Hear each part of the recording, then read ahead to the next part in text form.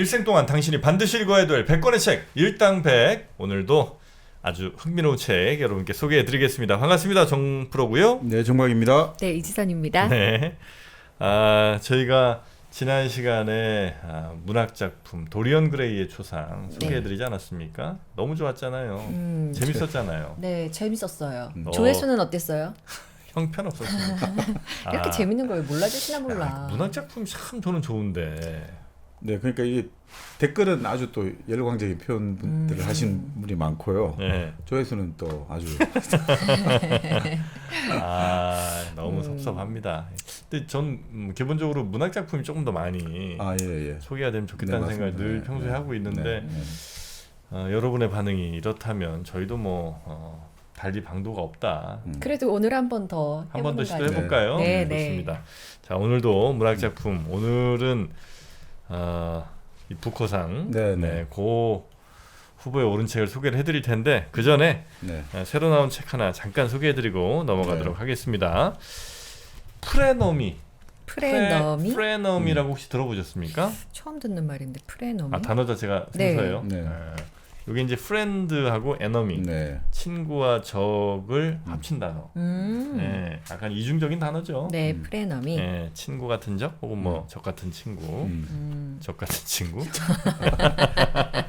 책인 줄 알았는데 친구다. 네, 적 비슷한 친구. 네. 네, 그런 의미를 이제 갖고 있는 네. 심아진 작가의 네. 새로운 소설이고요.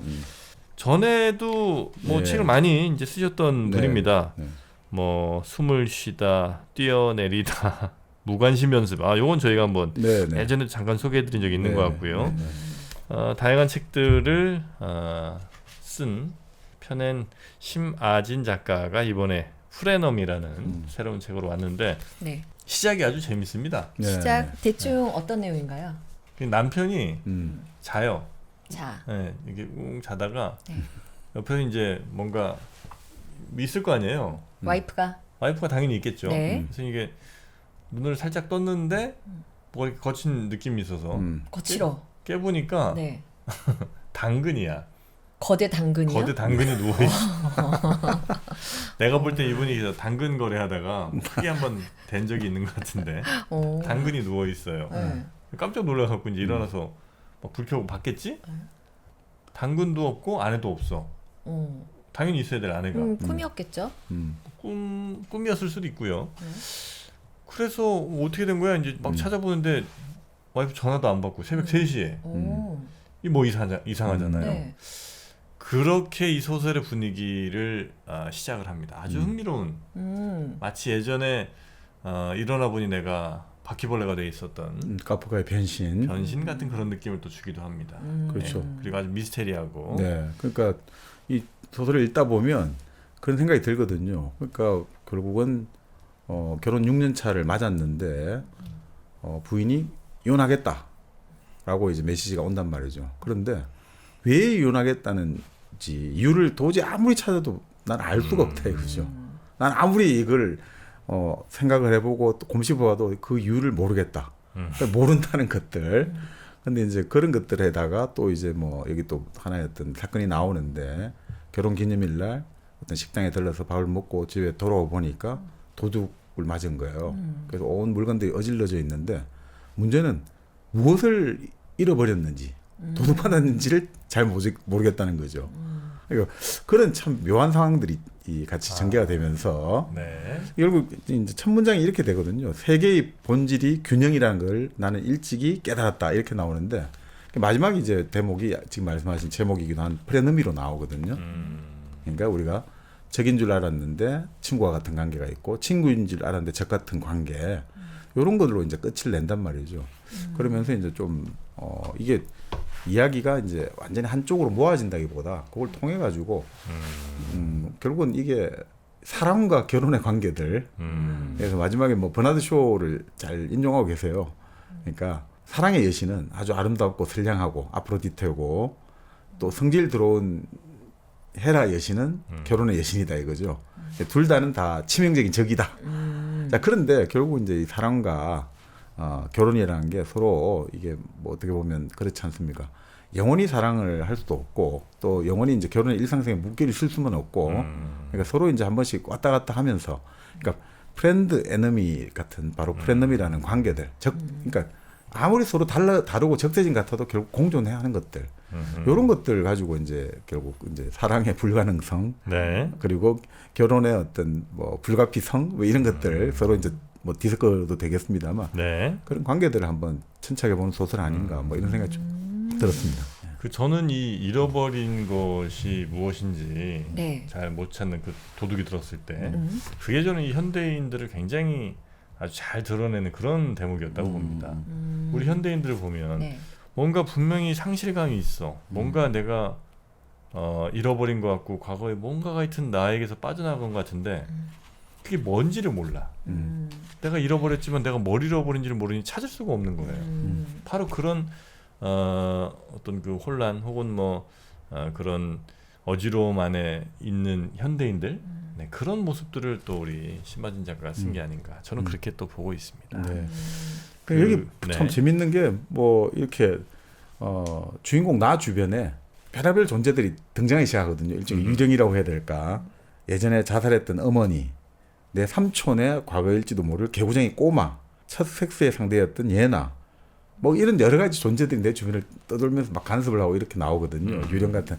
근데 그런 거 보고 있으면 결국 이제 이런 느낌도 많이 들어요. 이 소설이 꼭 철학적인 주제로 따지면 나라는 존재가 내가 뭐라고 막 주장을 하잖아요. 근데 이게 사실 내가 수많은 나로 구성되어 있잖아요. 그러니까 나를 나라고 말하고 이런 게 아니라 수많은 내가 구성되어 있고 또 결국 우리가 그러니까 어떤 결혼을 하고 사랑하는 사람도 우리가 확신을 하잖아요. 확신을 하고 믿음을 가지는데 그 자체도 결국은 자기가 가지고 있는 그 어떤 생각들을 투사하는 거거든요. 그러면서 아 나는 도저히 이유를 못 찾겠다.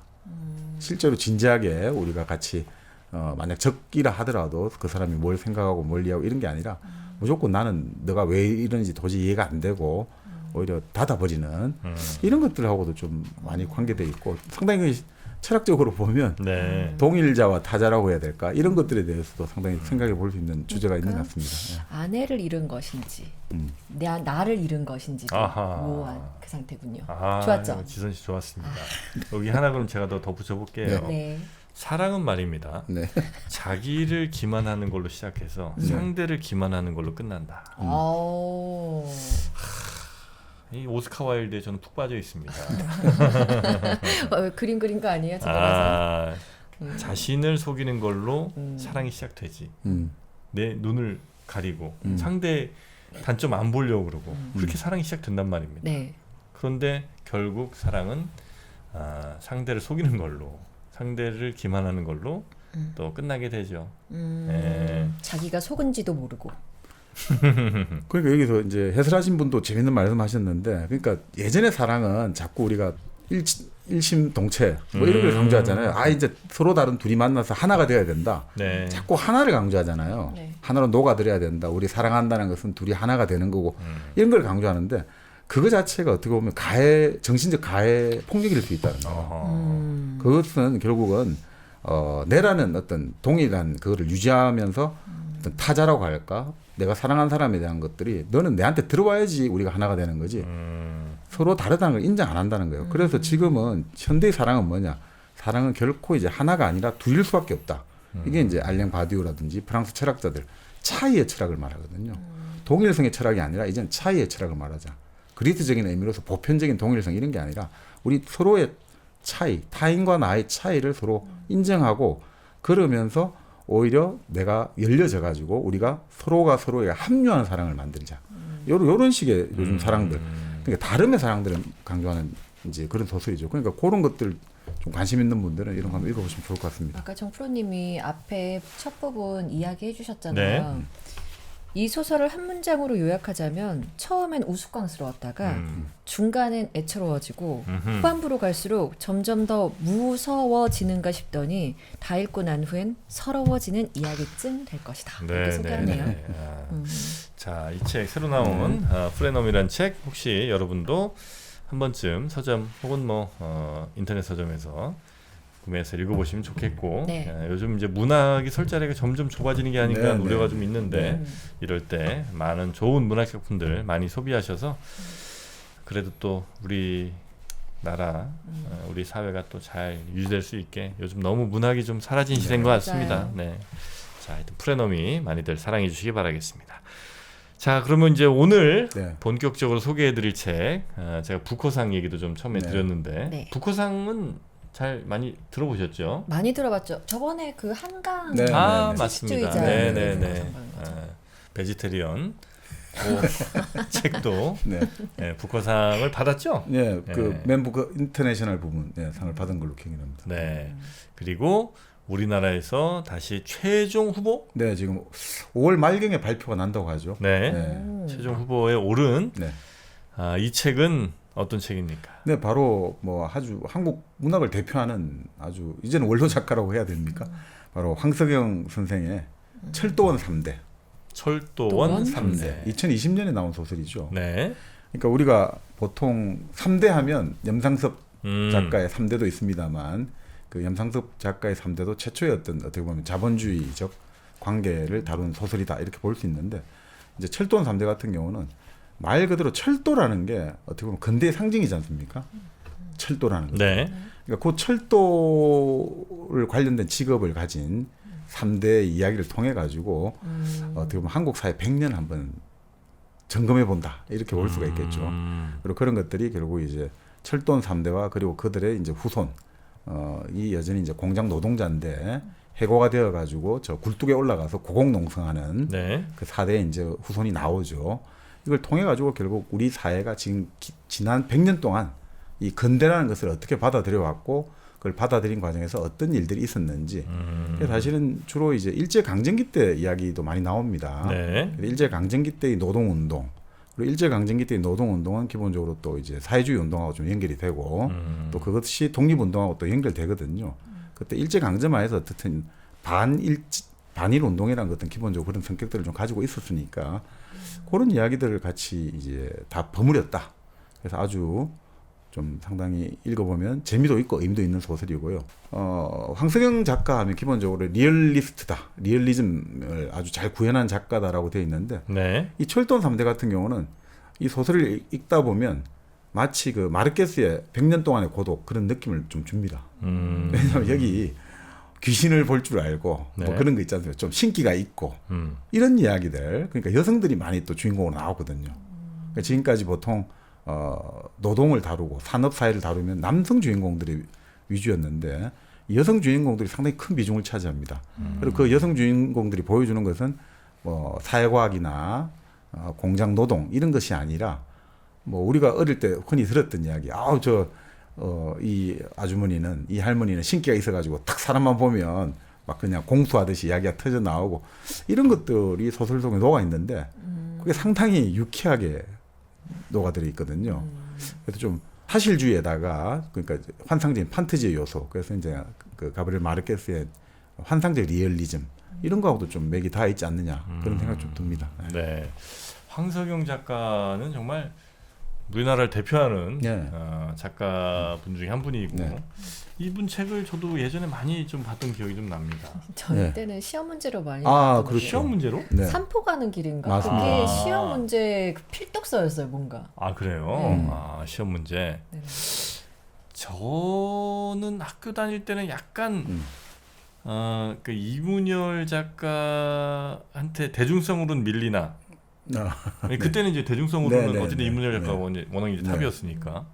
근데 이제 좀 뭔가 그래도 좀 생각 있는 친구들이 네. 좋아하던 작가 그런 느낌이 좀 있었어요. 네. 예.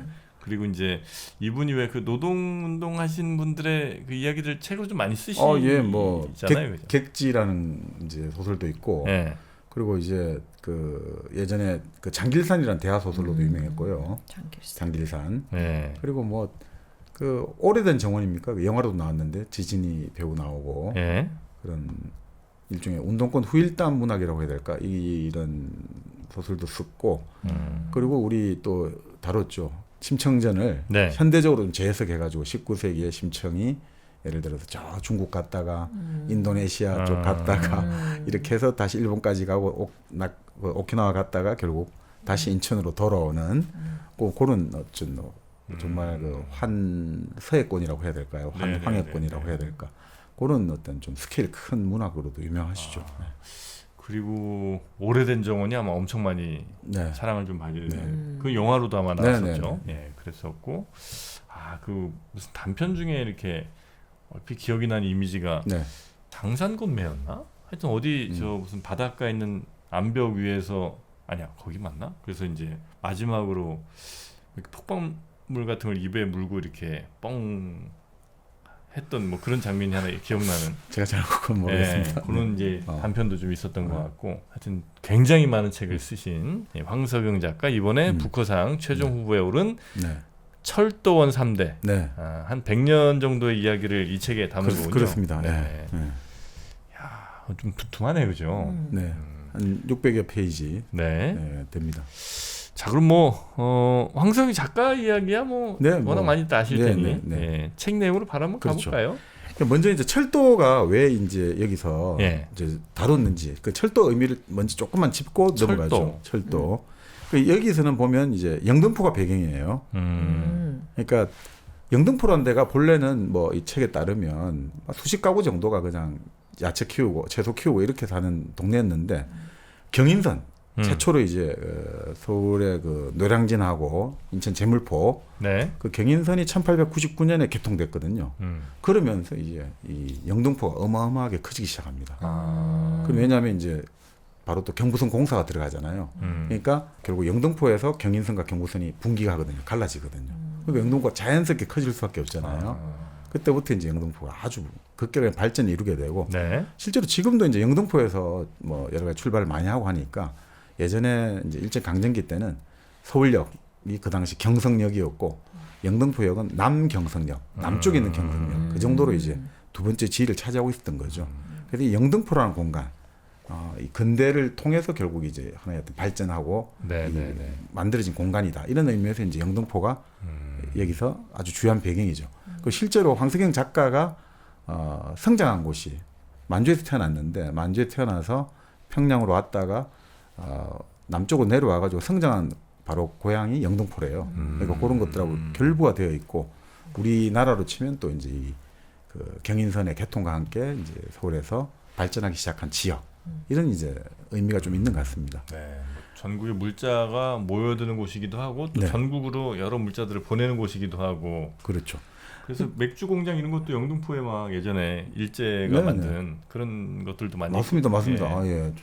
맞습니다. 예, 예전에 그 뭐 조선 맥주 그러니까 이게 잘 하시네요. 원래는 아사히였나 어디였나 하여튼 뭐 좀 거기가 이제 넘겨준 거죠 한마디로. 예, 이렇게 그래서 이제 거기 뭐 조선 맥주가 생기기도 하고 거기 이제 영등포 쪽에 공장이 많았어요 많아요. 예전에. 지금도 좀 지금도 많죠. 좀 그렇죠. 과자 공장 뭐 이런 것도 좀 있고. 그 바로 그 철도가 옆에 있기 때문에 네. 수송이 편하니까 이제 그런 것 입지적인 요건도 되는 거죠. 그러니까 실제로 어느 나라든지 철도가 처음 이제 만들어질 때 보통 대도시 아니면 수도하고 항구하고 연결하는 노선이 제일 먼저 만들어진다고 하거든요. 우리 결국 이제 서울하고 인천, 제물포항 이걸 만들어졌고 일본 같은 경우는 도쿄하고 요코하마 이 철도가 제일 먼저 만들어졌다는 거죠.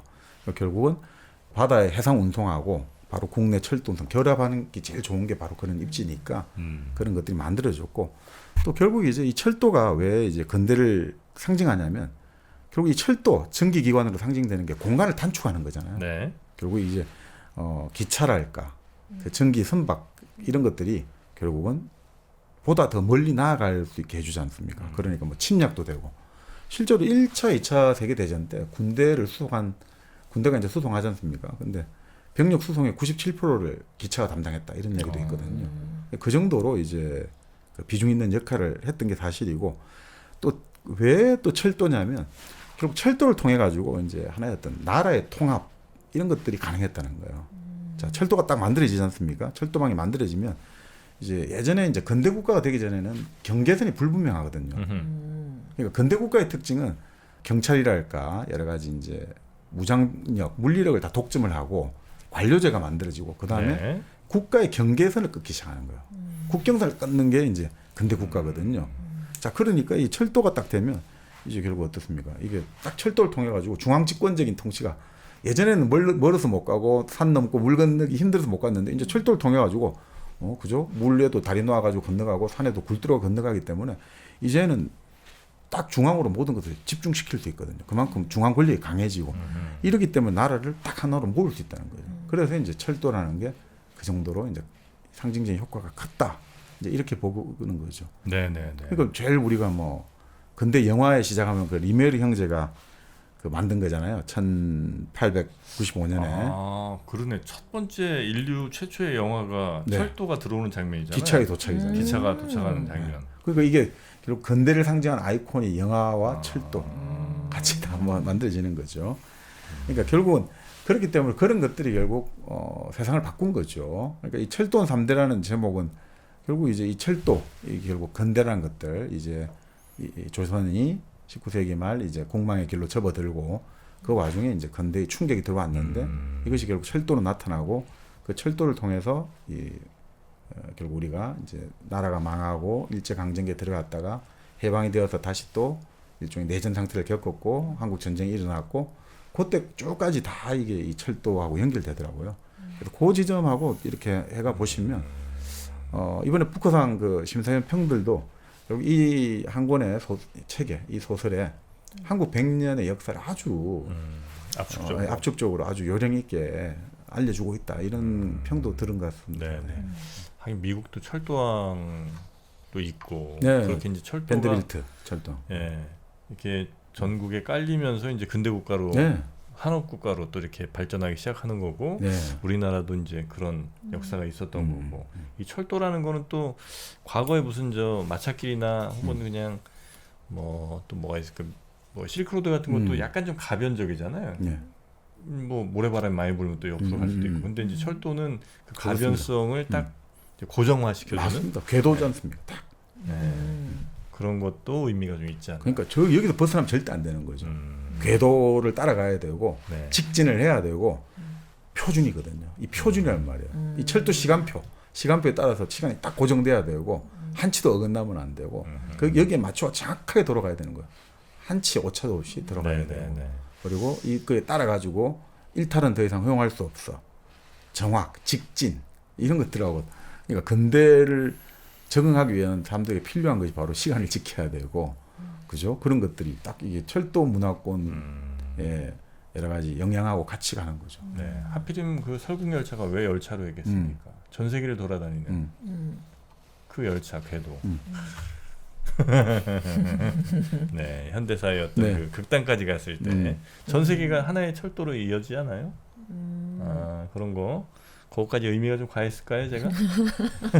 모르겠어요. 설국열차 아, 잘 그래? 기억이 안 나가지고. 설국열차도 보면 예. 끊임없이 달리잖아요. 계속 끊임없이 달리죠. 무한 순환이죠. 마치 그 그죠? 자본주의가 예. 도저히 멈출 수 없는 것처럼 끝도 없이 달리지 그 않습니까? 맨 앞칸에는 제일 부자인 애들. 아, 그렇죠, 그렇죠. 뒤에 머리카락, 머리카락 머리카락. 그거 맞죠. 네. 네, 거기 이제 설국열차. 네, 그런 상징과도 일맥상통하는. 아, 그렇습니다. 예. 네. 그래서 그렇죠. 일종의 지금 말씀하신 자본 운동하고도 관련이 네. 정박님이 착해. 이렇게 착하니까 이렇게 오래 하는 거야.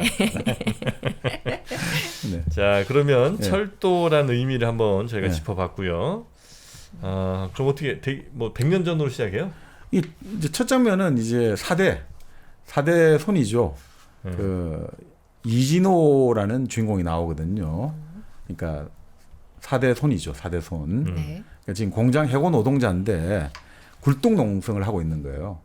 지금 지상 45m 아파트로 지금 16층 아파트 위에 올라가 가지고 그 텐트를 치고 거기서 이제 고공 농성에 돌입한 거죠. 왜 돌입했느냐? 우리 회사를 이제 다른 데 팔아버리고 그 회사를 산 사람이 이제 다 공장 폐쇄를 해버리겠다 해가지고 거기 항의해가지고 이제 농성에 돌입하게 된 거죠. 근데 이런 것들은 기본적으로 우리가 특히 이제 2011년 그 당시 한진중공업 그 김진숙 선생 네네네. 그때 이제 그 한진중공업에서 용접공을 하다가 해고가 됐는데 그 이후로 이제 계속 복직 투쟁을 하는 과정에서 또 한진중공업에서 여러 가지 노사 문제가 발생하면서 그 김진숙 씨가 크레인에 올라갔죠. 네네. 그래서 한 300일간 농성을 했죠. 그런 것들 그리고 그 이외에도 많이 이제 그런 것들이 나왔죠. 어디 굴뚝에 올라간다든지 철탑에 올라가가지고 농성하는 것들, 그 이제 이야기들로 시작하고 있습니다. 예.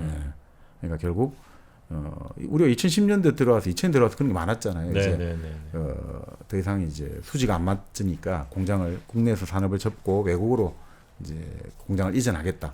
그 과정에서 계속해서 이제 노동자들과의 어떤 그 다툼이 벌어졌는데 결국 그 이진호라는 바로 사대손은 이제 여기서 이제 지금 고공농선을 하고 있다 이렇게 나오는 거죠.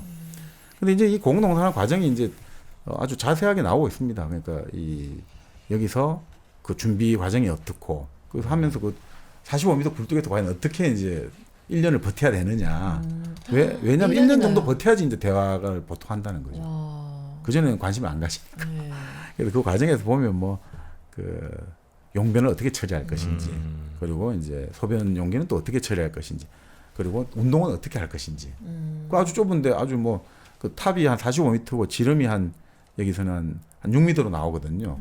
그러니까 그 다음에 요 테라스 같은 게 있지 않습니까? 위에 이제 요 옆으로 해가지고 좀 걸을 수 있게 테라스가 있는데 그 테라스 같은 경우 폭이 한 1m 정도밖에 안 되거든요. 거기서 이제 1년을 버티려면 운동을 해야 될 거 아닙니까? 혼자 올라가 있는 혼자 거예요? 올라가야겠죠. 그래서 그런 것들 뭐 아주 그러니까 뭐 디테일하게 나와 있습니다. 근데 그러면서 이제 자기가 이제 이렇게 이제 잠에서 깨어서 소변을 보다 보니까 안개가 쫙 깔려 있는데 어린 시절 마치 돌아가는 그런 식으로 나타나는 거죠. 허공을 한번 밟아보니까 푹신하더라. 그래서 이제 마치 눈밭을 밟는 것처럼 그렇게 가가지고 내가 어린 시절 자란 영등포 동네로 가는 걸로 나오죠. 가가지고 이제 자기 친구 이발소집에 아이가 생각이 나고 그 아이하고 이제 했던 그런 이야기들 이런 것들이 나는 거죠. 근데 그 친구들 같은 경우는 이렇게 나오죠.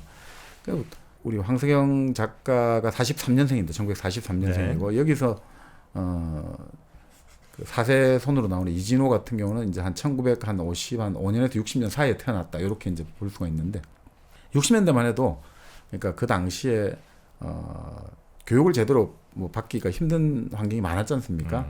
그러다 보니까 이제 어릴 때 친구 중에 어릴 때부터 소년원도 가게 되고 그것도 뭐 여러 가지 그 뭡니까 이제 참 불우한 어떤 환경들 이런 자란 친구들 이야기가 많이 나와요. 그리고 어린 시절 때 친구들 중에 이제 그 뭐라고 할까 제대로 이제 꽃을 피우지 못하고 이제 죽은 친구들 그런 친구들 이제 그런 이야기들이 쭉 나오면서 자기가 예전에 살았던 집들 이런 것들이 이야기가 쭉 다시 풀리는 거죠. 네. 근데 재밌는 게 그런 이야기를 해요.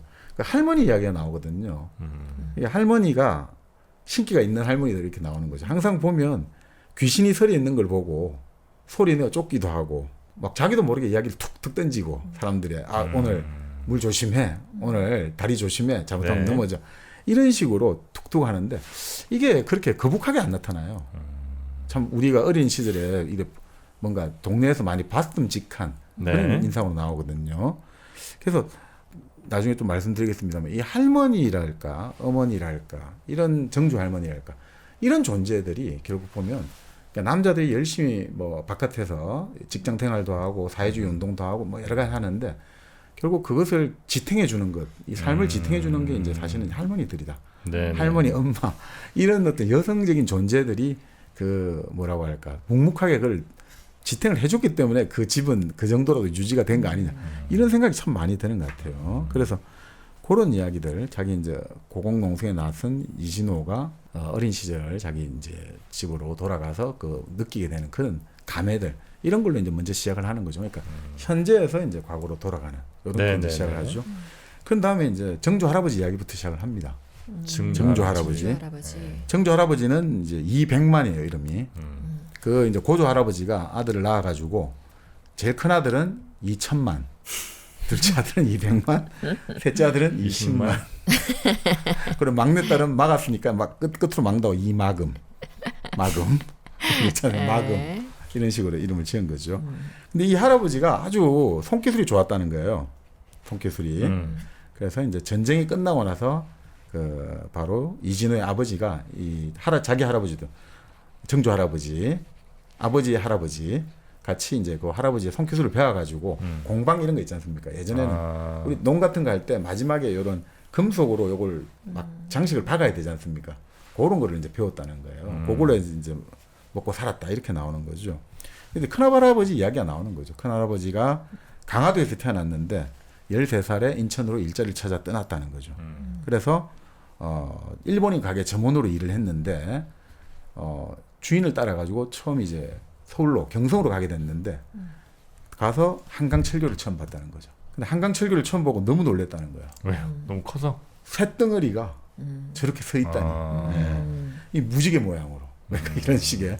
그게 너무너무 놀랬다는 거죠. 그리고 그 다리 위를 또 쇳덩어리가 지나가는 바람처럼 지나간 걸 보고 충격을 받았다는 거야. 그러니까 이게 참 진짜 큰 충격을 받았대요, 보통은. 저 큰 새가 물에 뜨고 저 큰 새가 말보다 더 빨리 달려가고 이렇게 볼 때 사람들이 그러니까 질주하는 저 힘 앞에서 그 속도 앞에서 어떻게 대항을 해야 되나 이런 막 그런 느낌을 받았다고 합니다. 경외감과 무력감 예. 뭐 그런 것들 느꼈겠죠. 실제로 그래서 그 관광 코스였어요. 그 한강철구 옆에 인도교가 아마 있었을 건데 네. 거기 이렇게 사람들이 무슨 봄철이나 이럴 때 거기 이렇게 왔다 갔다 하는 게 엄청 큰 또 관광 코스였다고 예전에 그런 얘기를 또 들은 적이 있습니다. 네, 참 옛날 얘기죠. 네. 자, 그래서 이제 할아버지가 그렇게 이제 그 가게 점원을 하다가 또 다시 고향으로 돌아왔다가 하다가 결국 이제 선반 배우는 기술을 이제 기능공에 어떻게 입문하게 된 거예요. 선반 아시죠? 쇠 깎고 하는 뭐 밀링하고 부속품 깎고 다듬는. 그거 하다가 결국 이제 자기를 이제 일을 가르쳐 주던 일본인 사수죠. 나카무라상이 나카무라가 제일 참 많습니다. 많아. 야마모토랑 나카무라가 맞아. 진짜 많아. 예전에 그 이렇게 역 앞에 팔던 그 빨간 소설 같은 거 있잖아요. 네. 거기도 이제 일본 네. 등장인물이 참 많거든요. 그럼 이제 히로시 이제 남자의 남자 이름. 예. 남자 고등학생쯤이에요. 히로시는 보통. 나카무라가 이제 뭐 선생님 정도 학교 선생님. 그렇죠. 나카무라상 이러니까. 예. 그리고 이제 여자애는 뭐 아유코, 아키코, 꼬가 많죠. 꼬. 자로 끝나니까. 예. 그렇게 해서 그들이 이제 등장인물에 대해서 뭐 참가 아름다운 얘기들이 많이 나왔습니다. 네. 자, 관심 없으시네. 네. 자, 그 나카무라상이 이제 경인철도 선반부로 이직을 하는데 너 따라갈래 된 거죠. 그럼 철도 가장 이제 경외감을 가지고 바라보던 게 새를 깎고 쇳밥을 먹는 사람들 입장에서는 그 당시 철도 관련 일을 한다는 게 최고의 어떤 직장 이런 느낌을 줬나 봐요. 가장 또 앞선 일이고 제일 선진적인 그렇죠. 일이죠. 첨단 산업이죠. 그렇죠. 그래서 결국 이제 그 바로 경인철도 선반부를 들어가게 된 거죠. 그러니까 증조 할아버지가 계시고 지금 현재 살아있는 요 분은 이제 정조 할아버지 지금. 그러니까 이진호 씨가 계시고 예. 이분의 증조 할아버지부터 이야기 시작되고 그다음에 큰 할아버지가 나와서 그분이 지금 밀링 하시던 분? 정조 할아버지를 여기서는 큰 할아버지라고 부르거든요. 그렇습니까? 할아버지의 형이 아니고. 보통 우리가 이제 할아버지 형을 큰 할아버지로 부르는데 이제 이 책에서는 그렇게 우리는 정조 할아버지를 큰 할아버지로 불렀다. 그럼 이분이 일대네, 그죠? 네네. 이분이 200만 일대. 할아버지. 200만입니다. 이분이 이제 철 관련 뭐 이렇게 세공하다가 선반 하시다가 이제는 철도 쪽으로 철도 선반부에 이제 일을 얻게 된 거죠. 네. 자, 그래서 이제 16살에 들어가 가지고 18살에 이제 장가를 들게 된 거예요. 장가를 들어서 이제 큰아들, 둘째 아들 둘을 낳은 거예요. 네. 큰아들은 쇠를 자기가 다듬고 살잖아요. 네. 큰아들은 일철, 둘째 아들은 이철. 이일철, 이이철 된 거죠. 그러니까 그걸 한글식으로 풀면 일철이니까 큰 새, 하나에 써도 되고 큰 새. 이철은 두 번째 철이니까 두새, 한 새, 두 새. 이렇게 이제 불렀다 이렇게 나오는 거죠. 자, 그런데 이 자기가 이제 주한댁에게 장가를 들었는데 부인 이름이 주한댁이에요. 예전에는 이제 그 시집 온 사람 자기 그 친정 그 지명을 따라 가지고 무슨 댁 말이에요. 인천 주한이요. 주한이죠. 그러니까 주한댁인 거죠. 네. 어디 지금 고향이 구미시잖아요. 네, 그럼 구미댁으로 부르죠. 보통. 네. 친근하긴 해. 지역 이름 따로. 네. 이게 보통 이제 세댁이 맨 처음에 한 1년 정도 붙거든요. 1년 동안 이제 세댁으로 불렀지. 세댁. 네, 세댁 그렇게 하다가. 그다음 이제. 근데 애나면. 애남 누구 엄마. 영진 엄마. 그러다가 이제 그것도 조금 이제 컸다 싶으면 이제 구미댁. 구미댁. 그렇게 이제 갑니다. 자, 그렇게 이제 일철이 이철이 놓고 살다가 이 주한댁은 아주 막 덩치도 크고 아주 또 막 완전 일종의 장부, 대장부 스타일이었는데 밤에 고구마를 20개를 먹고 냉수를 들이키다가 갑자기 목이 막혀갖고 갑자기 돌아가셨어요? 뱃자로 뻗어가 돌아가셨다 이렇게 나오죠. 이 전설이에요, 그죠? 할머니 고구마 전설이죠. 20개. 중장. 이 웃을 일은 아닌데 좀 약간 그죠? 현실성이 좀 근데 없다. 평소에도 이제 고구마 음식을 막 많이 먹었다 이렇게 나와요. 아. 그래서 이제 여기 바로 이제 시누이였던 마금이 고모는 이렇게 평가를 하는 거죠. 그 오빠가 사랑을 잘 안 해주니까 그 마음이 헛헛하니까 자꾸 고구마를 많이 먹었겠지. 그래서 그렇게 막 먹다가 죽은 거야. 이런 식으로 이제 또 서사를 만들어내는 거죠, 줄거리를. 네. 자, 그 당시 이제 영등포 같은 경우는 아주 가난한 농촌이었는데 아까 말씀드린 대로 이제 경부선 이런 공사를 하고 경인선이 이렇게 분기점이 되니까 이제 막 그때부터 건물들이 신식 건물들이 들어서고 시장이 생겨났다는 거죠. 그러면서 이제 그 이야기 나와요. 철도가 당시에 만들어졌을 때 그 당시 이제 일본 철도 회사가 여러 가지 그 서양 나라들의 우리 본래 이제 서양 나라들이 우리나라 철도 부설권을 가지고 있었는데 일본에서 그걸 이제 인수를 한 거지 않습니까? 네. 자, 그러면서 어떻게 하냐면 그 우리가 보통 철도를 놓을 때 요 노선만 땅을 사는 게 아니고 그 옆에 지역도 부속 토지라 해갖고 다 같이 사거든요. 그래야죠. 예. 그리고 그걸 상당히 더 넓게 잡을수록 이득이 되겠죠. 누굴? 부속 지역을. 그러니까 예를 들어 이 철도 노선이 오고 있고 옆에 한 예를 들어서 30m로 네, 30m 해야 되는데 50m 이런 식으로 하면 네. 더 이득이 될 거 아닙니까? 이 철도 회사 입장에서는 아. 그걸 가지고 개발할 수가 있으니까. 네, 네. 그렇게 해가지고 처음에는 이제 한 10분의 1 가격으로 보통 시장 가격의 10분의 1 가격으로 보상해주는 척 하다가 이 측에 따르면 러일 전쟁 이후에는 아예 군대가 직접 징발을 해버렸다는 거예요. 강제로 빼앗았다. 강제로 땅을 많이 빼앗겼고. 뭐 수용됐겠죠, 뭐. 네. 네. 근데 사실 우리도 1980년대까지 그 도로라든지 철도로 들어갈 때 들어가면 난리가 나거든요. 왜냐면 거의 뭐 이거는 시세의 10분의 1 이런 식으로밖에 보상을 요즘은 거의 이제 시세대로 시세에 거의 준해서 이제 보상이 됩니다만. 그리고 그 아주 찌꼬리만한 보상금마저도 또 그 당시 이제 아주 부패한 구한말 그 조선 정부 지방 정부 관할 아전들이 다 착복을 해버리는 거죠. 그러니까 이제 사실상 완전 약탈을 당하고 있는 거죠.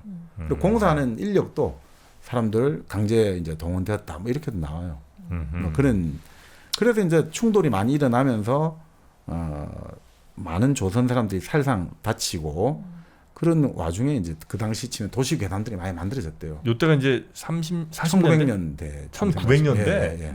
아. 20세기 막 철도 초반. 예, 철도 막 짓게 할 때군요. 네, 네. 그러니까 1899년에 경인선이 개통되고 1905년인가 이제 경부선 하여튼 그렇게 됐을 겁니다. 그러니까 그런 시기니까 그럴 때 이제 이제 여러 가지 사람들이 피 맺힌 여러 가지 원한들이 있고 하다 보니까 공사적 인권이 이제 귀신이 나타나기 시작한다 이거죠. 네, 네. 그 사람들이 그걸 봤다. 어떤 아주머니가 뭐 마차를 타고 가는데 마차보다 더 빨리 슉 지나가는데 발이 없더라.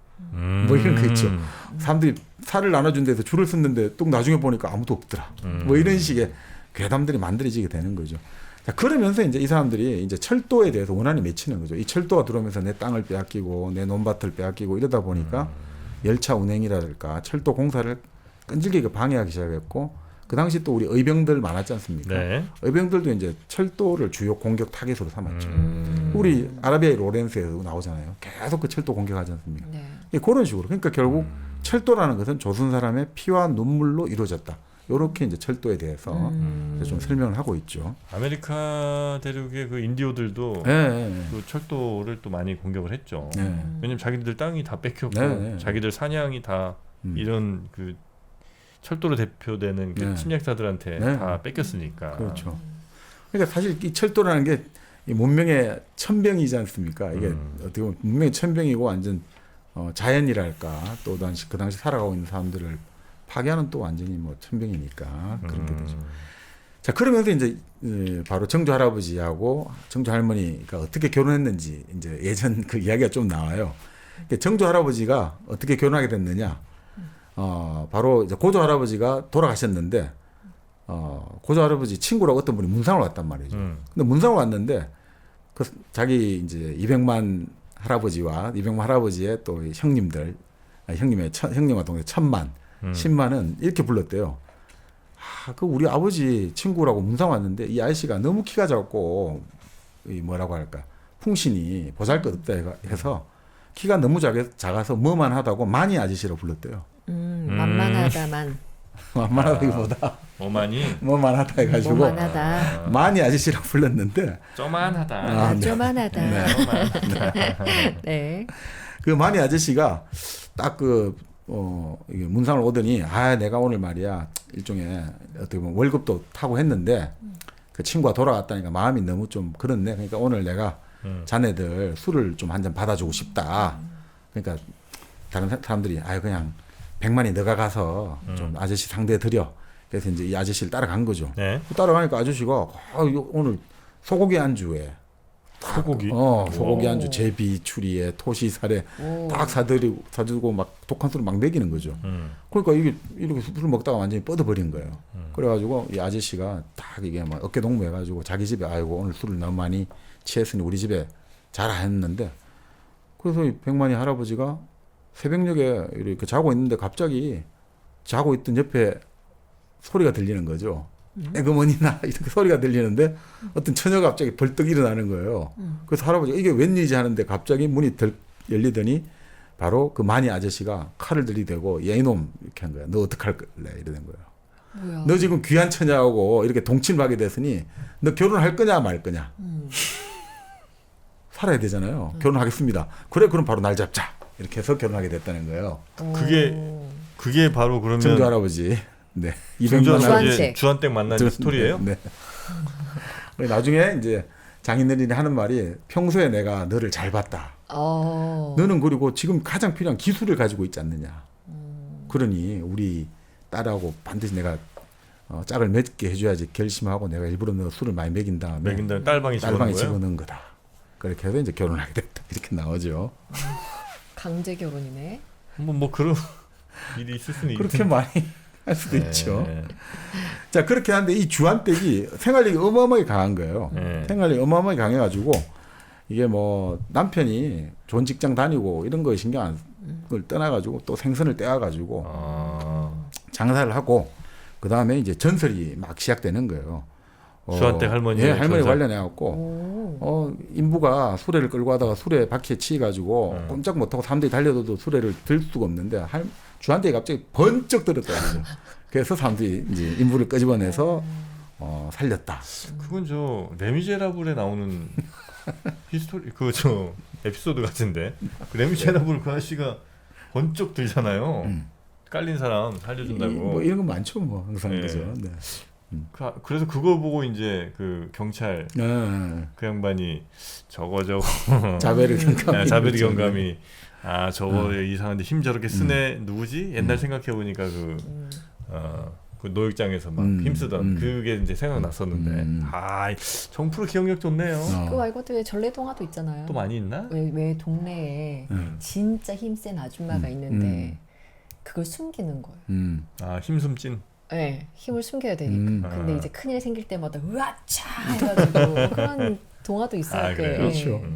바로 이제 주한댁이 그런 전설이 만들어지고 또 영등포가 이제 본래 모래 땅이니까 항상 땅이 질척거렸대요. 겨울 빼고는. 그러니까 항상 홍수 때 이게 물난리가 났던 동네래요. 자, 그런데 홍수가 났을 때 애 둘을 데리고 언덕으로 피신을 했는데 이 언덕에서 저 보물단지들이 떠내려온다 된 거예요. 그때 이제 홍수가 나면 수박 떠내려오죠, 호박 떠내려오죠, 돼지도 떠내려오죠, 소도 떠내려오고 막 떠내려오잖아요. 주문 내 거구나. 예, 그래서 가만히 있어 보라 해가지고 사람들한테 끈으로 자기 딱 몸 묶은 다음에 물질을 해가지고 다 끌고 나오는 거예요. 그래서 심지어 돼지 2마리를 끌고 나왔어요. 그래서 사람들이 푸지게 먹었다. 그래서 그 동네에서는 그 아주머니가 나중에 돼지 몇십 마리를 끌고 나왔다. 이런 그래서 몇백 명을 먹여 살렸다. 전설로. 이제. 근데 고구마를 먹고 죽다니. 그 고구마에 뭔가 또 숨겨진 얘기가 있는 것 같은데. 가볼까요 그러면? 뭐죠? 네. 자, 그래서 이제 결국 이제 죽고 나서도 이제 고구마 먹고 돌아가셨지만 네. 그 마금이 고모 이제 그 시누이잖아요. 그 채상을 하는 거예요. 또 내가 이제 그 올케 언니가 죽고 나서 그 오빠하고 그 조카 둘이를 밥을 해주러 내가 이 집에 왔는데 그때 또 비가 엄청 많이 왔다. 홍수가 졌다 이거죠. 근데 갑자기 누가 문을 쿵쿵 두드리더니 죽은 올케 언니가 찾아왔다는 거죠. 그래서 지금 뭐 하냐고 빨리 나오라고 얘가 자기뿐 아니라 다 자기 아들 둘이 다 봤다 이거죠. 조카 둘이. 그래서 나와가지고 뗏목을 가지고 왔더라는 거예요. 그래서 거기에다 사람들을 다 태워가지고 삿대로 막 밀어가지고 또 언덕에 내려놓고 또 사라지더라. 그런 전설들. 자, 그 죽어서도 이제 항상 이제 가족들을 보살펴 준다. 뭐 이런 식의 어떤 전설들. 그렇게 전설이 만들어지는군요. 그러면서 근데 문제는 이 주한댁, 이 정조 할머니가 그 바로 올케인, 그 시누인 이마금, 그리고 큰아들 이일철, 큰며느리 신금이에게 계속 이제 종종 나타났다는 거죠. 아주 중요한 일 때마다. 아마 이게 항상 그렇지 않습니까? 우리는 결국 이제 조상이 항상 우리를 도와준다. 항상 그게 크게 깔려 있는 거지 않습니까? 우리의 마지막 이제 그렇죠, 구원자는 그렇죠. 조상이잖아요. 네. 할아버지 할머니 그런 것들인겠죠. 자, 그래서 결국 이제 뭐 이제 그런 이제 정조 할머니와 정조 할아버지와 관련된 이야기를 먼저 시작을 했다가 그 다음에 이제 이제 다시 현재로 돌아옵니다. 농성하면서 너무 외롭잖아요. 그래서 빈 페트병에다가 이름을 과연 내 편은 누가 있을까? 지금 이렇게 나 혼자 외롭게 농성을 하고 있는데 나의 편이 되어줄 사람은 누가 있을까 하다가 페트병에다가 이름을 붙이는 거예요. 요거는 깍새, 요거는 주한댁, 정조 할머니 주한댁, 요거는 금이, 자기 할머니 이름인데 금이라고 친하니까 금이하고 요거는 이제 자기 선배였던 영숙, 네. 또 자기 친구였던 진기 이런 식으로 이름을 붙여요. 근데 가만히 붙이고 나니까 전부 죽은 사람들인 거예요. 다 죽은 사람들인 거예요. 그러니까 깍새는 어린 시절에 같이 친한 친구였는데 결국 이제 이런 뭐라고 할까, 난 도둑질하는 재주를 익혀야 된다 해가지고 맨날 그 교각 있지 않습니까? 교각을 띄어놓는 연습하다가 여기 중간에 빠져가지고 이제 죽었다. 그리고 주한댁은 이제 아까 말한 정조 할머니 고구마 20개 먹고 죽고 돌아가셨고, 금이 할머니는 이제 연세 한 90까지 사시다가 몇 년 전에 돌아가셨고, 정조 할머니. 그다음에 영숙은 여기서 노동운동하는 선배로 나와요. 근데 거기도 이제 고공농성하다가 별로 성과를 못 거두고 사라졌다 이렇게 나오고, 진기도 같은 노동운동하는 친구인데 또 이제 자살한 걸로 나와죠. 이게 다 죽은 사람들인 거죠.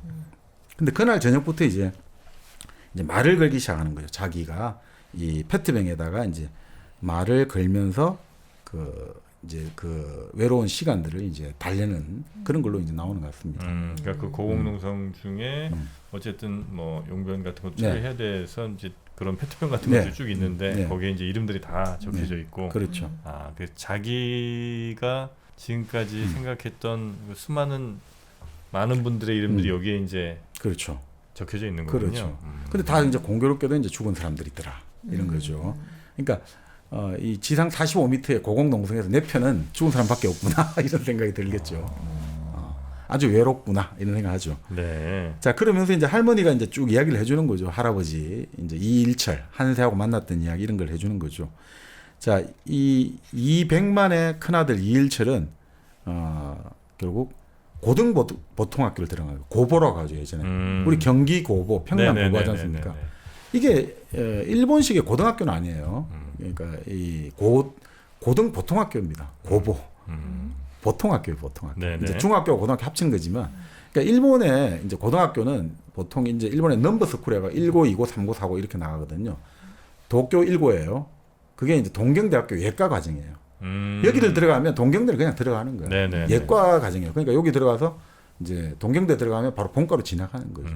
그다음 경도 3고, 그럼 경도, 교도 3고면 거기 졸업하고 바로 교토대학을 들어가는 거예요. 그러니까 대학교 들어가기 네. 프리스쿨 같은 프리스쿨은 느낌이에요. 프리대학입니다. 그러니까 네. 바로 여기는 우리는 고보죠. 네. 우리는 고등학교를 얘들은 설치 안 했어요. 이거 이제 이제. 대학교를 가기 위한 것이 아니고 네. 그냥 우리는 그냥 초등학교 졸업하는 사람들이 네. 조금 더 중고등학교 합쳐가지고 높은 네. 근데 뭐 크게 이제 아주 전문적인 어떤 대학 공부가 필요하지 않다고 생각해가지고 단순한 관리 인력이나 기능 인력을 기르기 위해서 설치한 거죠. 네. 그렇지만 어떻든 그 아버지 200만에겐 자랑거리인 거죠. 왜냐하면 여기만 들어가도 딱 그 교복과 학사모를 딱 쓰거든요. 그 예전에 보면 이제 항상 대학생 교복이 있고 모자를 딱 쓰고 이러면 아주 이제 이게 신분이 달라지는 거죠. 네. 그러니까 이제 이런 것들은 그렇게 예전에 일제가 차별이 심했는데 그래도 이제 제국대학을 다닌다든지 이렇게 하면 그 인정해 준다는 거예요. 이건 차원이 다르다 이런 식으로. 그 정도로 네. 예, 이런 게 있는 거죠. 그러니까 아들이 자랑스럽죠. 이제 아들이 그리고 기관수가 되기를 소망하는 거죠. 그때 이제 기관수가 요즘 치면 비행기 조종사 생각하시면 될 것 같아요. 아주 돈도 많이 벌고 아주 파일럿. 우러러 보는 직업. 네네. 네, 그렇게 생각하시면 될 것 같아요. 그래서 이제 고보 3학년 때 아들이 철도 종사원 양성소에 합격하는 거죠. 철도 이제 그 기관사 조수를 만드는 학교죠. 그러니까 고보를 2년 마치면 응시할 자격이 생기니까 네. 3학년 다 합격하고 이제 이쪽으로 들어가는 거죠. 그래서 이제 거기로 계속 열심히 하다 보면 이제 기간 수가 된다 이렇게 보는 거죠. 그래서 이제 이렇게 딱 되고 나니까 이 아버지가 이거 딱 걸리고 나서 아들에게 술을 한잔 하자 되는 거야. 그러니까 이제 남자 대 남자로 인정을 해주겠다 얘기했죠. 백만이가 일철에게. 네, 네. 그렇죠. 그래서 이 정조 할머니가 그렇게 이야기하는 거죠. 정조 할머니가 할머니가 그러니까 너희 정조 할아버지하고 너희 할아버지는 술주정이 없다 이거예요. 술주정이. 왜냐하면 정조 할아버지는 자기 장인어른한테 완전히 술 먹는 법을 배웠고 너희 할아버지는 정조 할아버지에게 술 먹는 법을 배워가지고 술주정을 안 한다는 거예요. 네. 근데 본래 술주정은 친구들끼리 먹으면 술주정하는 버릇 잘못 들거든요. 그래서 이철이 너희 작은 할아버지는 자기 또래들끼리 술을 먹다 보니까 술버릇이 더럽게 들었다. 뭐 이런 이야기를 하죠. 원래 또래끼리 술 먹으면 이게 막 큰일 납니다. 그죠? 이게 막 하기 때문에 항상 네. 막 울고 시비 붙고 막 그냥 아무도 제지한 사람이 없으니까. 자, 그렇게 해서 이제 뭐 이야기를 하다가 이제 바로 이제 신금이 할머니 이야기가 나오죠. 그 할머니는 김포에 경기도 김포 어느 정도 중농집의 막내 딸이에요. 근데 할머니도 그 옛날에 보통학교를 졸업했는데 아버지가 이제 더 이상 중학교 보내지는 않고 이러니까 나는 반드시 뭔가 기술을 배워야겠다 해가지고 방직 공장에 입사를 하는 거죠. 그 옛날에 1900년 한 10년대, 20년대 방직 공장 입사하는 것들은 그거를 자체도 아주 요즘 지금 뭐라고 할까 아주 뭐 삼성전자 입사 정도 그렇죠. 그렇게 예. 생각하시면 될 것 같아요. 방직 공장, 뭐 방조 공장 이런 데가 우리나라 산업의 핵심이기도 했고. 그러니까요. 한땐 우리나라에서 뭐 현금 제일 많은 기업들 중에 대체로 무슨 뭐 충남방적이니, 이제 전방, 그렇죠. 그리고 전남방적, 경방, 네. 그렇죠. 경방이 네. 이제 필백화점 나중에 경방 필백화점, 네, 영등포에 예. 만들었죠. 예. 예, 그래서 그런 방적 회사들 이런 데가 굉장히 돈도 많고 지역마다 하여튼 거점으로 하나씩 네, 맞습니다, 맞습니다. 있어서 그 지역의 여성 하여튼 여공들을 이제 엄청나게 많이 네, 네. 끌어들인 맞습니다. 손이 많이 가니까 그렇죠. 네. 그런 또 스토리가 있습니다. 그러니까 여기 다 비슷하게 나옵니다. 여기 초반부터 방직 공장 그리고 저 네. 이런 게 이렇게 나타나는 거죠. 거기가 이제 일철이 할아버지랑 결혼하신 결혼하는 이제 신금이 할머니가 신금이 할머니. 그리고 이철이 작은 할아버지 이철이는 보통 학교를 나와서 이제 바로 고보를 안 가고 철도 공작장 아버지가 다니는 철도 공작창에 인부로 들어갑니다. 그러니까 아버지 그 다니는 그 회사에 같이 이제 일을 배우게 되는 거죠. 네. 근데 바로 이철이가 결국 공장 동료들과 어울리면서 일종의 의식화가 되는 거죠. 공장 동료들하고 벌써 그 어울리면서 시절에. 예. 아니 근데 이 시절에 우리가 사실 조선 공산당이 창설된 게 1925년이에요. 아. 근데 중국의 공산당이 1921년에 만들어지거든요. 일본 공산당은 1922년이에요. 우리도 불과 3년도예요. 거의 사이 없이. 네. 네. 그러니까 이때도 상당히 이제 그런 것들이 활발했습니다. 그래서 이 어울리다 보니까 사람들이 뭐 그 당시 이제 3.1 운동도 끝난 지 몇 년 지났습니다만 만세나 부른다고 독립이 되겠냐. 우리가 결국 이 노동자 농민들은 내 자식, 내 손자까지 가난을 면할 길이 없다. 우리는 지금 일본과 자본의 이중으로 억눌려 있다. 이런 식의 이제 이야기가 나오면서 계속해서 이제 이런 이야기가 되는 거죠. 지금 알았어. 러시아는 황제를 몰아내고 인민의 정부를 세웠고 만주도 지금 우리 조선의 애국자들이 무기를 들고 일본과 싸우고 있는데 우리 조선도 일본에서 벗어나서 새 나라를 세우려면 혁명을 해야 된다. 이런 이야기가 오고 간다 이거죠. 그러면서 당시에 사실 우리가 보면 20년대 이렇게도 이제 산업화가 초기에 이제 어느 정도 이제 일제에 의한 강압적인 산업화지만 쟁이들이 많이 일어나기 시작합니다. 노동쟁이. 그리고 농촌에서 소작쟁이.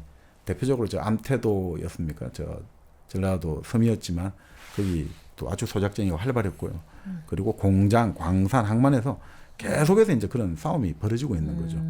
그럴 때 이제 결국 조직이 있어야 된다 이거죠. 싸움하려면 조직이 있어야 되고 조직은 일하는 노동자가 스스로 자기들의 생활을 개척해 나가면서 이 동료를 모아가지고 그렇게 대표와 지도자를 만들어서 이제 결국 조직의 최고 단계가 당이다 이거죠. 파티. 당을 만들어야 된다. 이런 식으로 나가는 거죠. 이게는 결국 이게 나중에 말씀드리겠습니다만 이재유라고 경성콤 그룹이라고 경성 공산주의자 그룹이 있거든요. 이 그룹에서 이렇게 된 거예요. 자, 그 당시 코민테른이라고 국제당이라고 해요. 국제공산주의 네네네. 조직에서 막 미션이 오거든요. 빨리 당을 만들어 가지고 이렇게 해라.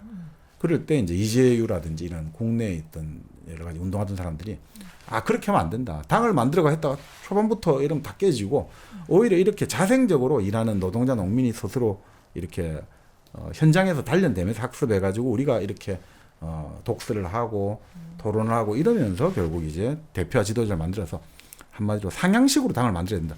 이런 것들을 지금 나타내고 있습니다. 이렇게 해가지고 결국 이제 이철이는 신문을 읽고 마르크스의 공산당 선언, 자본, 모래 땅이 물기를 흡수하듯이 이제 파악해 나가는 거죠. 그리고 아버지가 얼마나 불안하겠습니까? 아버지가 불러요 어느 날. 너 그렇게 계속 너 또래들하고 그렇게 올려가지고 그렇게 날품팔이 하다가 너 인생 끝낼 거냐? 너희 형처럼 얼마나 너희 형을 봐라. 기술을 연마하든지 그 동무들하고 맨날 쏘다니고 너 사회주의 노름하는 건 내가 다 알고 있다. 이 세월을 견디고 살아남아야 된다. 일단 아무리 지금 우리가 힘들어도 그러니까 제발 좀 형처럼 몸을 일으켜서 생활 기반을 좀 만들어라. 이렇게 막 이제 충고 겸 당부를 하니까 얼마나 기분 나쁘겠습니까? 형 이야기 좀 그만하세요. 맨날 그놈의 형밖에 없어. 여기 가도 형, 저기 가도 형. 제 인생은 내가 알아서 하겠습니다. 하면서 이제 주의자로 나서는 거죠. 참 이게 또 재밌어요, 그죠, 형제간에. 이게 네네네. 큰형은 항상 모범생. 그러니까 둘째는 뭐 큰형이 좋은 건 다 가져가고. 좀 삐뚤어지죠. 막내 아니십니까? 아, 저는 그렇죠. 약간 뭐 혁명 쪽으로 그래서 많이 가지 않습니까? 둘째, 셋째가. 그거 항상 그렇더라고요, 이게 네. 보면. 그러니까 항상 첫째는 차남들. 못해. 네. 첫째는 세상을 못 봤고. 제가 둘째거든요. 아 그래요? 네. 그 둘째, 셋째들이 세상 나는 다 내 보는 거야. 첫째를 보면 좀 답답하더라고. 그래요? 그렇지 않아요? 아. 너무 엄마 아빠 말 잘 듣고. 아 그렇지. 네. 그래서 그런 이야기도 있어요. 그 책도 있는데 출생 순서가 모든 것을 결정한다. 그런 주장도 있습니다. 출생 순서 가장 중요하다. 네. 아 근데 그 대목이 참 여러 가지를 얘기해 주는 것 같긴 하네요. 그러니까 이런 뭐 인간의 뭐 출생 순서에 따른 이런 내가 갖고 있는 둘째의 어떤 억울함 혹은 뭐 이걸 이제 극복하려는 썸띵 이런 것도 있지만 지금도 왜 늘 부모님들은 그런 거 하지 말고 빨리 너 혼자 잘 뭐 이렇게 살 길을 찾아라 이런 쪽으로 이제 많이 하시잖아요. 근데 애들은 또 무슨 말씀이시냐, 내가 또 이 사회를 또 바꿔야 뭐 이런 이 생각들을 많이 하니까. 그렇죠. 그런 모습들은 한 80년 전, 100년 전에도 이렇게 반복이 그렇습니다. 좀 있었네요. 그러니까 이제 근데 또 자기가 어울리는 사람들, 그러니까 동무의 압력이라고 합니다. 친구 압력이 제일 세잖아요. 친구들이 이렇게 하는데 야, 너 부모가 그런다고 안 할 거야 이렇게 할 때 난 그런 사람이 아니야. 그렇지. 뭔가를 보여주면 사실은 친구 압력이 가장 크죠. 맞아요. 동료 압력들이라고 해야 될까요? 그 압력이 크죠. 이게 동료들과 그런 압력 같은 걸 느낄 때 또 따뜻한 커피 한 잔. 그렇죠. 커피로 모든 걸 다 네. 해결할 수 있지 않겠습니까? 그렇습니다. 이 혁명도 사실은 커피 이 1kg 커피는 일종의 혁명이에요. 혁명이죠. 레볼루션이죠. 네. 이 커피 맛의 혁명, 커피 가격의 혁명, 커피 형태의 혁명, 이 드립백이라든지 뭐 콜드브루 다양한 형태로 여러분이 즐길 수 있게 1kg 커피가 다 준비하지 않습니까? 네, 1kg 커피. 저도 참 좋아하는데요. 네, 그래서 또 많이 마셔봅니다. 올 여름도 저는 1kg 커피에 콜드브루와 함께. 콜드브루에 그냥 얼음 타고 생수 좀만 더 타면 아주 맛있는. 네. 좀 그렇게 다양한 향이 있나 모르겠어요.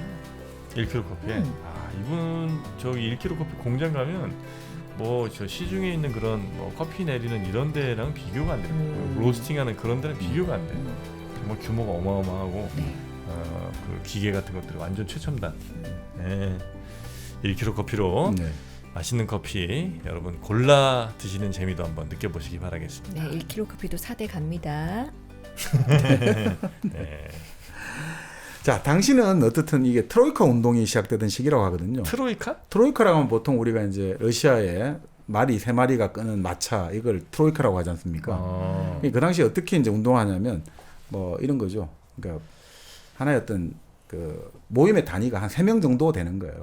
그래서 이 3명 정도가 서로 하고 서로 이제 횡적으로는 수평적으로는 서로 관계를 못 가져요. 항상 아래 위로만 이렇게 3명씩 정도 이렇게 약간 내려가는 세포처럼 좀 이제 점조직식으로. 점조직으로. 네, 그렇게 하고 그렇게 해가지고 이제 좀 그러니까 뭔가 중앙당에서 노선이 나와서 쫙 가고 이런 게 아니라 그러니까 이렇게 현장에서 사람들이 동지를 그렇게 자유롭게 얻어내는 그런 식으로 3명이 이제 각 3명을 얻어갖고 9명이 되고 12명이 되고 15명 이렇게 계속 넓혀져 나가는 요걸 이제 그 당시 트로이카 운동이라고 해요. 중앙당, 국제당 이런 게 먼저 만드는 게 아니라 네. 그때 이런 거였거든요. 맨날 공산당 만들자 해갖고 아스원이라는 중국집에서 처음 만들었습니다만 그 만들어갖고 카페 이런 데서 선언하고 다 잡혀 들어가는 거예요. 전부 다. 그래갖고는 이게 무슨 의미가 있나. 우리가 현장으로 뛰어 들어가자. 이렇게 해가지고 현장에서 우리가 공장에 들어가가지고 독서 모임을 만들어갖고 차근차근 현장에서 이제 기반을 만들어가지고 풀뿌리로 당을 그 다음에 당을 만들어야 된다. 이걸 바탕으로 밑으로서부터의 상향식. 자생적. 예. 그러니까 이게 결국 1980년대, 70년대, 80년대 사실 다 연결되는 거예요. 이미 60년, 70년 전에 다시 또 반복되는 거예요. 야학하고 그리고 그때 존재 이전 해가지고 대학생들이 뭐 그 명문대학을 다니다가 구로 공단이라든지 이런 데 가서 막 그 공장 생활도 하고 이랬지 않습니까? 그런 것들이 여기에 사실 담겨 있는 겁니다. 우리도 트로이카 아닙니까? 3명. 네. 그러네. 네, 지식의 트로이카. 네. 네, 인문학의 트로이카. 네, 그래서 여러분께 점조직 형태로 네. 전해드릴 테니까 여러분도 좀 여러분 주변에 2명씩만 포섭해서 좋다. 네, 그럼 바로 지금 100만 나가거든요. 그렇죠. 40만인데. 한 사람당 2명씩만 하면 얼마야 지금. 네, 물론 이제 40만 되는 분들이 다 보시는 것 같지는 않습니다만 그래도 보시는 여러분이라도 주변 분들 좀 잘 포섭해서 우리 한번 또 인문학 혁명을 한번 이뤄내 봅시다. 좋다. 네. 좋아. 네, 우리 일당배에서 시작하는 인문학 혁명, 우린 중앙당에서 시작하지 않겠습니다. 일당에서 시작하겠습니다. 네. 진짜 말 잘하고 네. 진짜 이렇게 광고하고 이런 사람이 어딨어. 저에게 광고도 많이 부탁드리겠습니다. 네. 자, 그러면 네. 이 재밌는 굉장히 지금 아직까지 굉장히 재밌습니다. 네. 철도원 3대 일단 증조 할아버지인 이백만 할아버지부터 시작해갖고 지금 아들 이일철, 이이철 이렇게 내려왔고요. 그다음에 일철이 할아버지의 그 아내 신금, 그다음에 이철이 할아버지는 아직 아내 등장은 안 하셨고요. 네, 그렇게 한 2대 정도까지 지금 내려와 있습니다. 그러니까 바로 그 이철이 그렇게 이제 그 일종의 그 일종의 오르그라고 해야 될까요? 지도원 비슷하게 이제 조직책을 한다고 생각하시면 됩니다. 네. 그래서 하고 있다가 당시에 이제 신금이 할머니가 방직 공장에 다니고 있었는데 배우는 걸 좋아하잖아요. 특히 영어 공부 그때도 똑같은 것 같습니다. 영어를 잘하는 사람을 보면서 항상 나도 좀 영어를 잘해봤으면 이런 생각을 가지는데 영어 공부를 가르쳐 주는 데가 바로 교회 영어 성경반이거든요. 교회. 네, 그래도 교회를 다닌단 말이에요. 영어 성경반. 그럴 때 갑자기 어떤 사람이 쫓아오더니 저 혹시 시간 되십니까? 시간 되시면 커피 한 잔? 커피 한 잔보다 독서 모임에 참여하시면 어떨까요? 아유, 큰일 났네. 바로 이이철 할아버지가 그 자기 형수가 되는 신금이 할머니에게 독서 모임에 참여하라고 권유를 한 거예요. 결혼 전이? 결혼 전에. 근데 어떻게 일철이랑 결혼했을까? 이걸 이제 왜 이제 여기를 찾아왔냐면 바로 그 신금이 할머니가 방직 공장 다니는데 옆에 자기 조수로 있는 박순옥이라는 이제 또 여성이 있는데 여기가 우리 그 사수인 그 신금이가 아주 뛰어나다. 그래서 이 사람이 우리하고 같이 공부를 하면 좋을 것 같다 해가지고 이쪽 이제 이철 조직책에서 딱 보고 쟤를 다시 우리 몸에 끌어 들어와야겠다. 이래가지고 이제 접선이 아니라 이제 쫓아온 거죠. 그래서 결국 이제 신금이 할머니가 이씨 집안하고 인연을 맺게 된 게 사실은 이게 자기의 어떤 도련님이 되는 이철이 결국 이제 이렇게 해서 인연을 갖게 된 거죠. 그래요. 그러니까 결국 이걸 이제 이 당시 말로 이제 오르그 이런 말 많이 쓰거든요.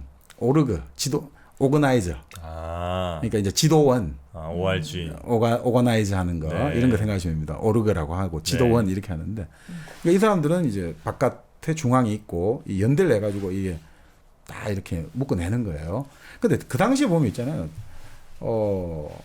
공장, 화학 공장, 섬유 공장 뭐 여러 가지 하는 대부분 이제 부녀자하고 미혼 여성들이 많아요. 왜냐하면 이쪽에 참여하는 사람들이 왜 이렇게 또 많이 했냐면 적어도 그 당시 가부장 사회잖아요. 거기서 이 공장을 다니면서 어떻든 자기 인생을 스스로 개척할 자세가 돼 있는 사람들이잖아요. 그러니까 이 사람들이 남자 공원들보다 더 좀 선진적인 의식이 더 열려 있는 거예요. 내 인생을 내가 개척하겠다 이런 의식이 강하니까 독서 모임하고 이런 거에 더 적극 호응을 했던 거죠. 그 와중에 이제 이철이 집에서 독서 모임을 하는데 방문이 벌컥 열리면서 학생복 입은 사람이 들어왔다 이거죠. 그래서 신금이가 딱 봤는데 바로 형인 일철이었던 거죠. 어머나. 근데 재밌는 게 이때는 유행이 그거였대요. 왜 그 할아버지가 처음에 좋았냐니까 그 할아버지가 손에 붕대를 감고 있었는데 그게 너무 인상적이었다는 거예요. 모성 본능. 근데 그때 유행이 이거였답니다. 붕대를 감고 다니는 게 유행이었대요. 왜? 왜냐하면 이 남자가 붕대를 감고 있으면 여자들이 볼 때 저 사람은 붕대를 감을 정도로 뭔가 이 다칠 정도로 뭔가 격렬한 사연이 있겠거니 뭔가 저 사람은 상남자? 상남자다 이런 이미지가 있어요. 거친 남자. 거친 남자. 그래서 당시 여자 이제 학생들은 뭐가 유행했냐면 여드름에 별표 모양의 반창고를 붙이고 다니는데요. 별표를 붙이고 다니는 건 아니면 목에다가 붕대를 감았대요. 여자들은 목에 붕대 가면 내 좀 논다 이런 표시래요. 키스마크 가린 건가? 뭐 그런 느낌이죠. 그러니까 좀 논다라는 표시, 나 좀 뭐 좀 날라리야 이렇게 생각하면 목에 붕대를 탁 감고 있으면 된다. 그런 게 다 있어요 시대별로. 네, 항상. 어쩔- 네. 우리 지선 씨 때는 뭐였어요? 저희는 일단 치마를 엄청 짧게 아, 갖다 치마. 붙이는 게 일진의 상징 같은 거였죠. 거의 뭐 그냥 걸을 수도 없을 정도로 딱 붙는 걸로. 완전 딱 붙는. 그 버스 올라갈 때 막 이렇게 예, 옆으로 올라가야 예, 되는 거. 예, 예. 그 정도로 붙였어야 됐어. 그렇게 그게 좋았나 몰라. 그래서 치마 2개 들고 다녔어요. 혹시 뜯어질까봐? 아니요? 단속에 안 걸리려고? 단속에 안 걸리려고 조금 펌퍼짐한 거 하나 딱 넣고 그리고 학교 하면서 차라라. 저희 때는 바지가 엄청 통이 컸어요. 허벅지. 아 이게 펄럭펄럭 거릴 정도로. 펄럭거리는 그 바지가 어. 유행이라 허벅지 막 이렇게 진짜 바람 불면 펄럭거리고 대신 발목은 또 딱 잡아줘야 돼. 이상하네. 발목까지 크면 절대 안 되고 촌스러운 거고 네. 발목을 딱 잡아주는 약간 승마 바지 느낌이랄까? 뭐 그런 느낌이 좀 우리 때 유행하던. 진짜 할 수 있는 거는 다 해본 것 같아 근데 날라리 인척 하려고. 네. 네. 자, 여러분의 날라리 생활은 어떠셨는지요? 음. 댓글을 통해서 많이 좀 남겨주시고요. 네. 3대 철도원 3대 우리나라 근대화의 한 100년 정도 네, 이렇게 네. 쭉 보여주는 황석영 작가의 장편 소설 3대 철도원 3대 저희가 소개해드리고 있고요. 북커상 네. 최종 후보 오르신 거 축하드리면서 그 기념으로 좀 문학작품 소개해드리고 있습니다. 저희가 그럼 이어진 2부에서 네, 3대 이야기 뒷이야기 계속해서 좀 네. 전해드리면 어떨까 싶네요. 네, 여러분 어디 가지 마시고 네. 일당백 좀 많이 좀 사랑해 주시고 네. 저희는 2부 철도원 3대로 돌아오도록 하겠습니다.